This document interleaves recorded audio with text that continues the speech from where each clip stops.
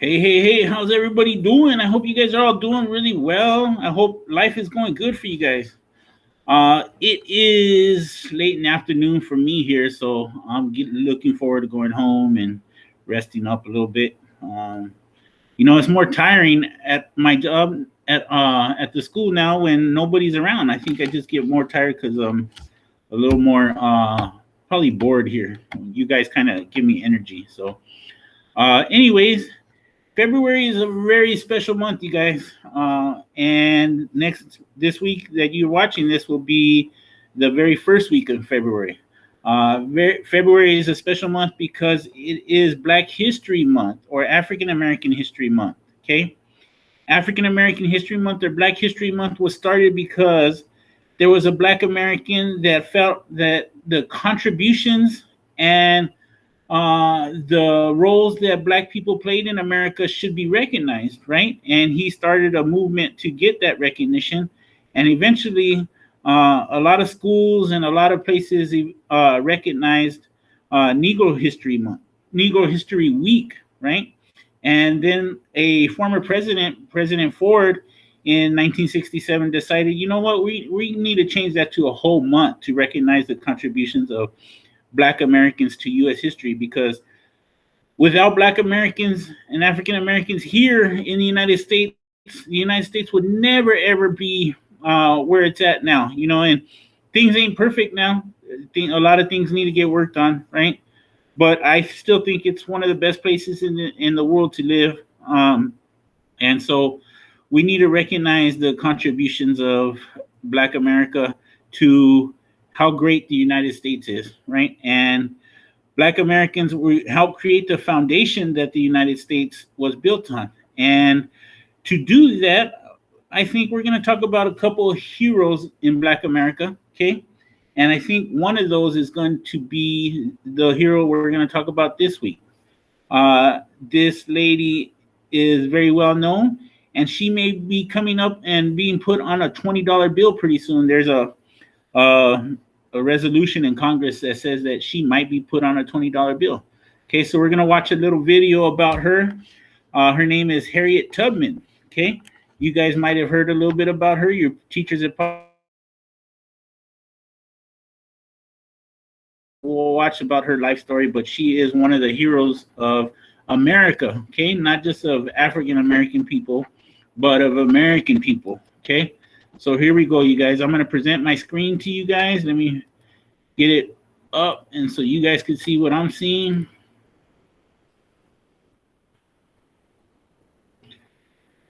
All right. Bet you guys don't know who says that, huh? All right. All right, here we go, you guys. Nickname Minty, which was short for Araminta. Let me rewind this just a little bit, guys. Was Araminta Harriet Ross. She had 8 brothers and sisters, and her parents were slaves. Her parents gave her the nickname Minty, which was short for Araminta. Minty's life as a child was hard because she lived in slave conditions. A slave is legal property of another person and forced to obey them. Minty loved her family, but they were separated when she was young. 3 of her sisters were sold to a different family and moved to the South to work on cotton plantation farms. As slaves, Minty and her family often suffered violence. Minty was beaten as a child by her owners, which caused her to have injuries that lasted her whole life. Minty was inspired by her father, who spoke out when their owners wanted to separate their family. They were planning to sell Minty's younger brother to a different family to work on their farm. But Minty's dad didn't want any more of his children sent away. Her father resisted, and this was successful. Watching her father stand up for his family set a strong example that inspired Minty. When she was a teenager, Minty was hurt very badly. She had been sent to the store to buy supplies for the farm, and she came across a slave that had left the fields where he worked without permission. The slave's overseer told Minty to help him get the runaway slave back, but she wouldn't help. The man threw a large weight at her and hit her in the head. She had headaches and trouble sleeping for the rest of her life. These experiences as a child and seeing how African American people around her were treated inspired Minty to want to help in slavery as an adult. In 1844, Minty met a free black man named John Tubman. Around that time, around half of the African American people in Maryland were free. There is not much that is known about John Tubman, but Minty married him and changed her name to Harriet Tubman when she did.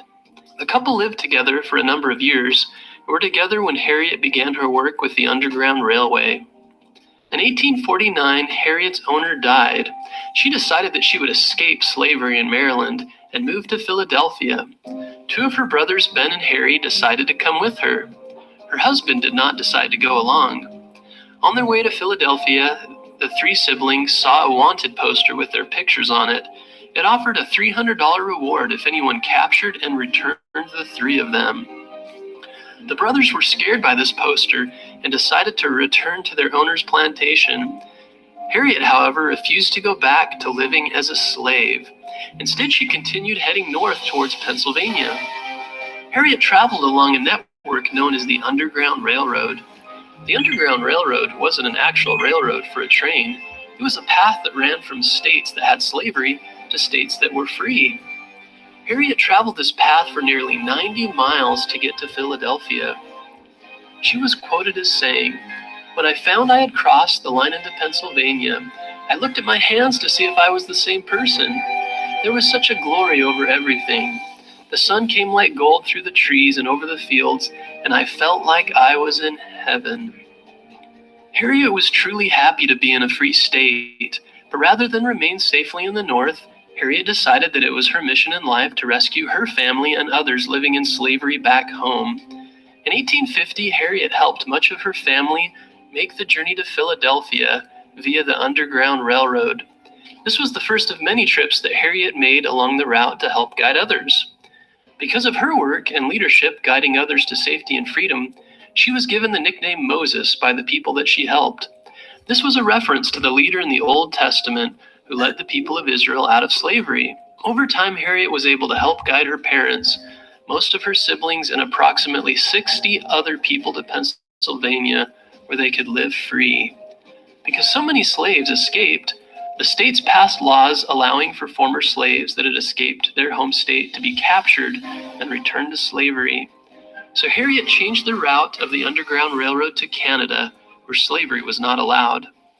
Harriet continued to help others during the Civil War in America. She worked for the Union Army as a cook and a nurse, and later an armed scout and spy. Harriet was the first woman to lead soldiers in war. She led a raid at the Combahee River that liberated more than 700 slaves in South Carolina. Liberated means freed from imprisonment or slavery. In 1859, a senator, who was also an abolitionist, sold Harriet a small piece of land in Auburn, New York. Harriet moved there after the war and got remarried and raised children there. Much of her family came to live with her there as well. Even though Harriet became famous for her work to lead slaves to freedom, she did not have a lot of money. Others who believed in her cause gave her money to help her live, and she shared this money generously with her family and others who needed help.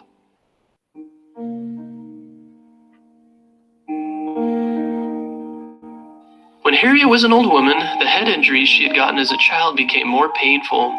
She went to a hospital in Boston to get brain surgery to help relieve the pain and the buzzing that she had regularly in her ears. Unfortunately, she became sick with pneumonia following the surgery and died in 1913. Harriet was buried with military honors at Fort Hill Cemetery in Auburn. Harriet was known very far and wide while she was alive, and she became an American hero and icon after she died. An icon is a person or thing that is regarded as a symbol.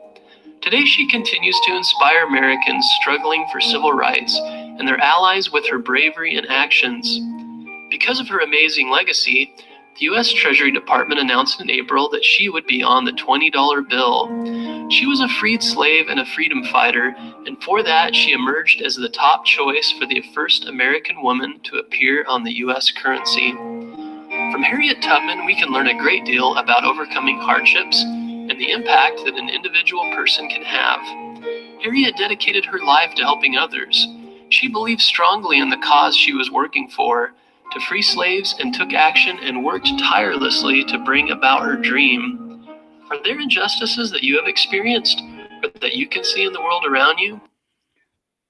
All right, you guys. So you see how Harriet Tubman wasn't just a Black American hero, right? She was an American hero. She did so much for so many people to help put people, help bring people to freedom, right? And help set the America straight, you know, with all this ugly slavery stuff. And so she is an American hero, and hopefully they do put her image on a $20 bill, because I will be one of the first people to try to go find that. I think that would be so cool. But anyways, that's all I have for you guys today. I hope you guys learned a little something. Okay. And remember, February is Black History Month. Celebrate the accomplishments of the great Black Americans and with every American. Okay. All right. Then thank you guys. I will talk to you later.